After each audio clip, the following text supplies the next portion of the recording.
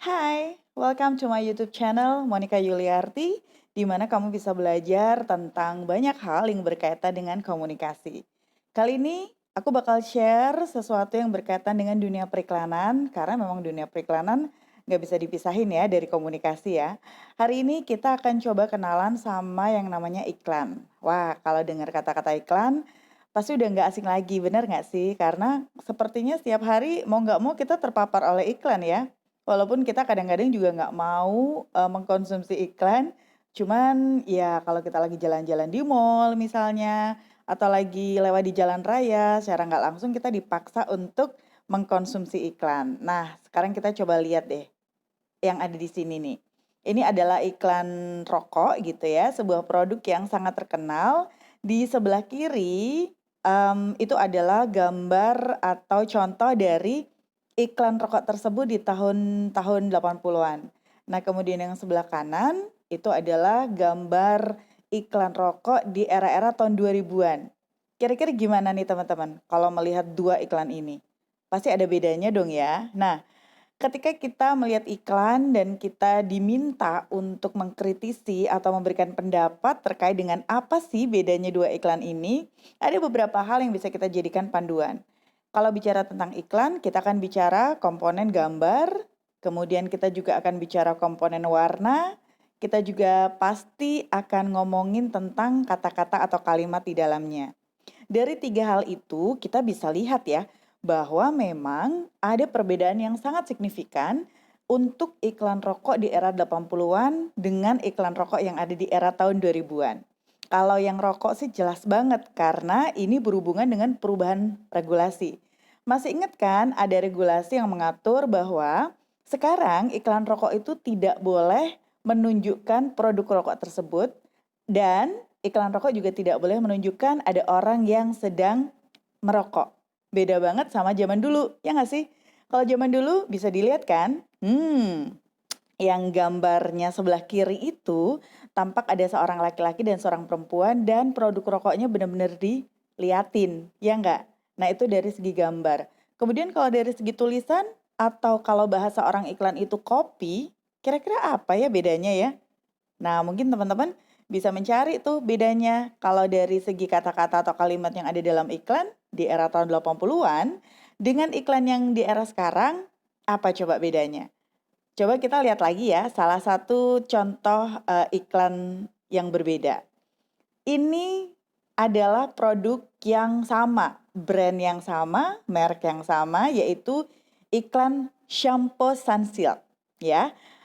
Yang sebelah kanan itu adalah iklan shampoo Sunsilk yang publish sekitar tahun 80-an juga, to be exact 85 kalau saya nggak keliru ya. Nah, kalau yang sebelah kiri yang ada Raisa dengan rambut tergerainya itu adalah iklan di era tahun 2000-an. Apa bedanya? Bisa dilihat juga kan, style atau pengemasan iklan dari tahun ke tahun itu ternyata memang mengalami banyak perubahan. Nah, teman-teman, itu cuma dua contoh ya. Satu produk rokok, satunya produk shampoo. Dan pasti ada banyak contoh lain lagi kalau kita mau ngomongin tentang iklan dan perkembangannya yang pasti berbeda dari masa tahun 80-an hingga masa sekarang. Sekarang kita lihat dulu deh, apa sih iklan?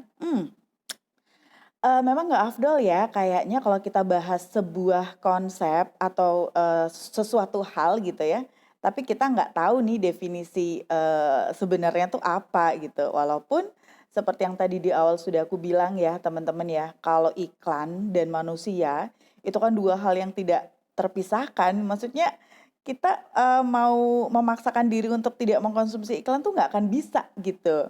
Nah sebetulnya iklan tuh apa sih? Menurut KBBI Daring atau Kamus Besar Bahasa Indonesia dalam Jaringan, iklan itu adalah berita pesanan yang mendorong, membujuk khalayak ramai agar mereka tuh punya rasa ketertarikan terhadap apa yang diiklankan, mau barang ataupun jasa gitu ya.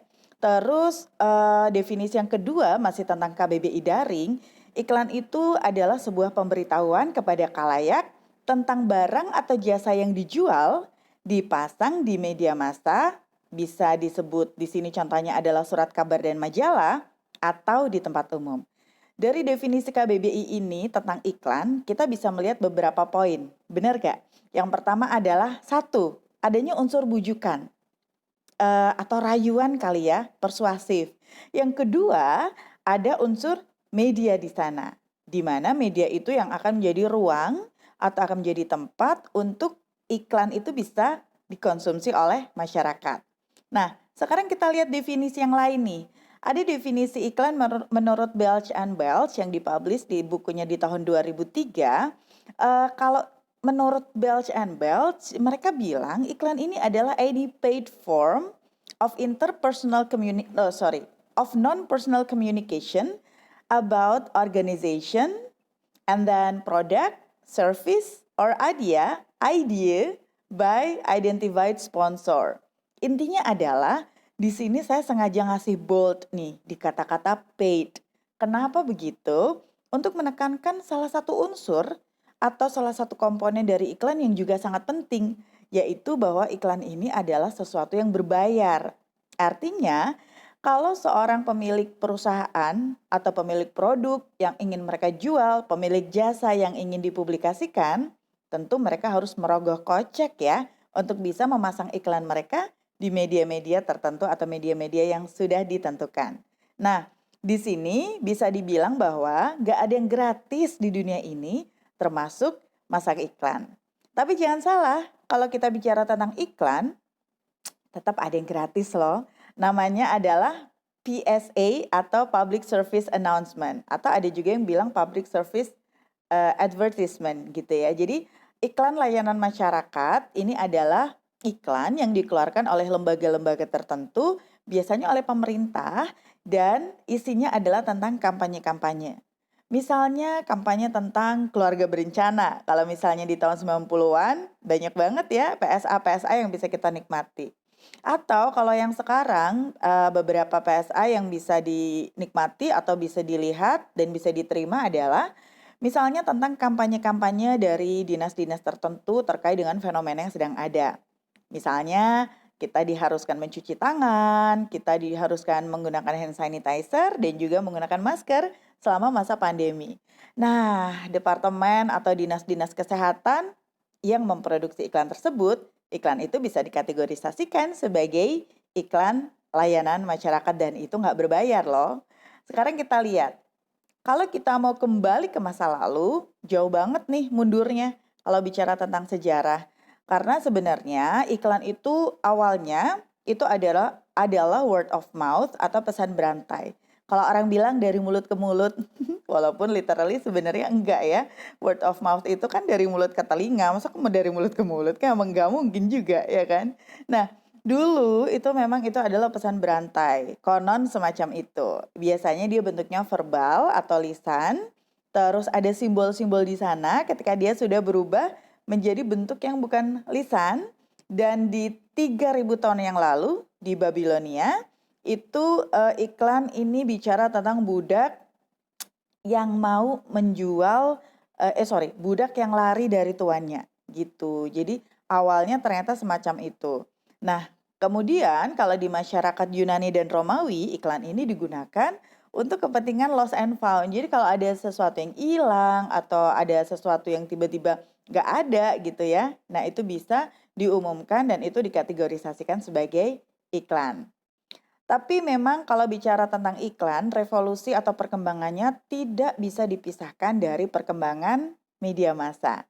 Ada yang ingat siapa itu Johannes Gutenberg? Ingat nggak? Dia ini adalah bukan salah satu ya, dia adalah penemu mesin cetak portable yang mengubah seluruh peta industri media massa di dunia. Sekitar tahun 1450-an, lembaran cetakan ini pertama kali dibikin yang diklaim sebagai iklan yang pertama kali. Kemudian di abad ke-17, Nicholas Bourne dan Thomas Archer mempublish newspaper yang pertama di Inggris yaitu The Weekly News. Dan di Amerika, perkembangan dunia iklan dirintis oleh seseorang yang bernama Benjamin Franklin. Dia dikenal sebagai bapak periklanan Amerika Serikat. Dan pada tahun 1729 ada surat kabar iklan nih teman-teman yang diberi nama Pennsylvania Gazette. Gimana nih kalau perkembangan di Indonesia? Kayaknya bisa jadi assignment ya, bisa jadi tugas gitu buat dicari-cari. Nah, Yang tentang Indonesia mungkin kita keep dulu ya. Sekarang, aku pengen nge-share, menjelaskan sedikit tentang fungsi iklan. Ada beberapa sebenarnya referensi yang membahas tentang fungsi iklan. Nah, beberapa ini aku coba jadiin satu nih. Yang pertama, iklan ini punya fungsi pemasaran, kemudian ada juga fungsi komunikasi, yang ketiga, iklan ini punya fungsi pendidikan, fungsi ekonomi, dan fungsi sosial. Kita lihat yang pertama dulu, di mana iklan ini diklaim sebagai sesuatu yang punya fungsi pemasaran. Ini jelas banget ya, orang mau iklan atau orang beriklan, pasti dia ingin memasarkan sesuatu dong, mau itu barang, mau itu jasa, mau itu pesan atau kampanye atau gagasan, benar nggak? Jadi memang dia akan berusaha melakukan komunikasi dengan beriklan untuk apa? Produknya bisa dikenal sama orang gitu ya. Orang bisa mengidentifikasi produk mereka. Kemudian setelah orang mengenal produk, orang menggunakan produk mereka. Kemudian setelah itu penyebaran atau distribusi produknya pasti akan lebih meningkat karena semakin banyak orang yang menggunakan produk mereka. Kemudian yang kedua adalah fungsi komunikasi. Jadi sebetulnya iklan tuh nggak melulu tentang kita harus beli sesuatu loh teman-teman. Tapi bisa juga kita bisa menginformasikan sesuatu karena iklan juga punya fungsi komunikasi. Jadi ini bisa berfungsi atau diaplikasikan untuk produk-produk baru nih. Jadi orang bisa sadar bahwa ada produk baru, orang bisa tahu bahwa ada produk baru, orang bisa mendapatkan informasi tentang produk-produk baru tersebut. Nah, itu yang disebut dengan fungsi komunikasi. And then ada fungsi pendidikan.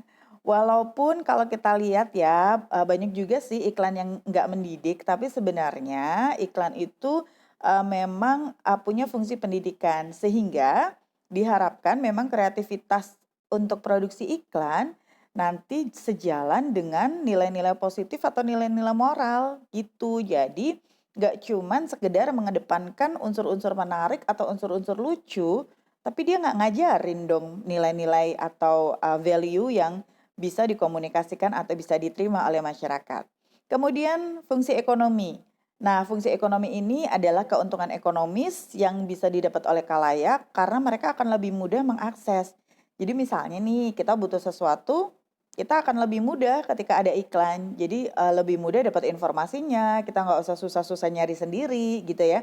Termasuk dengan spesifikasi produk dan sebagainya. Kemudian fungsi sosial. Nah, fungsi sosial ini kaitannya dengan perilaku khalayak yang diharapkan dengan iklan ini bisa punya efek yang positif, dia bisa mengambil nilai-nilai kemudian bisa mengaplikasikan dalam kehidupan sehari-hari, gitu deh. Oke, teman-teman kayaknya, sampai di sini dulu materi kita hari ini. Yang jelas hari ini kita udah belajar sedikit ya tentang kenalan sama iklan. Kita tadi udah melihat betapa ada perbedaan antara iklan masa lalu dan masa sekarang. Kemudian kita lihat definisi iklan dan poin-poin penting yang bisa diambil dari definisi iklan tersebut. And then, tadi ada sedikit tentang sejarah iklan yang ada di dunia. Dan yang terakhir, kita sudah sedikit mengulas tentang fungsi periklanan. Terima kasih untuk kamu yang sudah menyimak, terima kasih untuk kamu yang sudah gabung, dan sampai ketemu lagi di lain waktu. Terima kasih, bye.